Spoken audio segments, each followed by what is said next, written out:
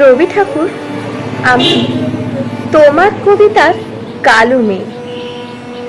তুমি যখন আমার চোখ দুটোকে হরিণের চোখের সঙ্গে তুলনা করেছিলে, গদে আমার বুক ভরে গিয়েছিল। আর সেদিন থেকেই দু চোখে এঁকেছিলাম হাজার স্বপ্নের ছবি। তমাল তলে দাঁড়িয়ে কেউ অপেক্ষা করবে আমার জন্য। আমি বাড়ির সব কাজ ফেলে পাগলিনী নদীর মতো ছুটে যাব তার কাছে।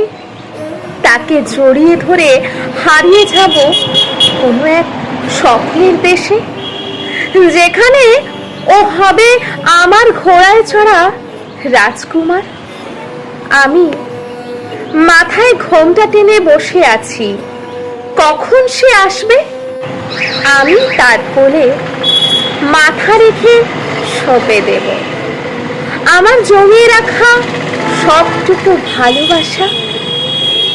তারপর অসাধারণ এক ভালো লাগায় ভালোবাসায় কাটবে আমার সারা জীবন।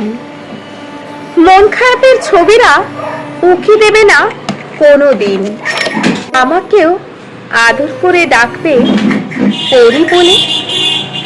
আমার বিয়ে হলে হয়তো স্বপ্নগুলো সত্যি হতো আমার, কিন্তু আমার তো বিয়েই হয়নি।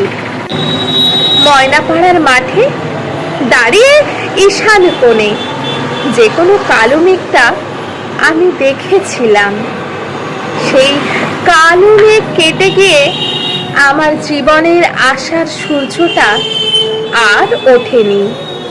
সবাই ঘটা করে আমাকে দেখতে এসেছে, তারপর বলেছে, এত কালো, বিয়ের পর একে নিয়ে বাইরে বেরোবে কি করে।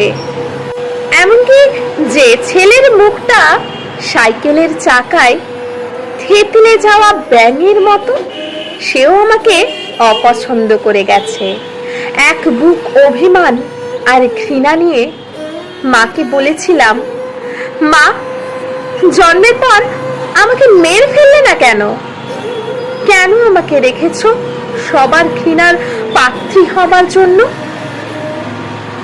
রবি ঠাকুর, জানি তুমি আসবে না ফিরে, কিন্তু আর কেউ তো আমাদের মতো কালো মেয়ের প্রশংসা করে কবিতা লেখে না। যে কবিতার দুটো লাইন পড়ে নিজের প্রশংসা শুনে হাজার বঞ্চনাতেও নিজের আনন্দ খুঁজে পাবো কয়েক মুহূর্তের জন্য। নমস্কার। পাঠে আমি অলঙ্কার রাউত, কলমে আফতাব মল্লিক।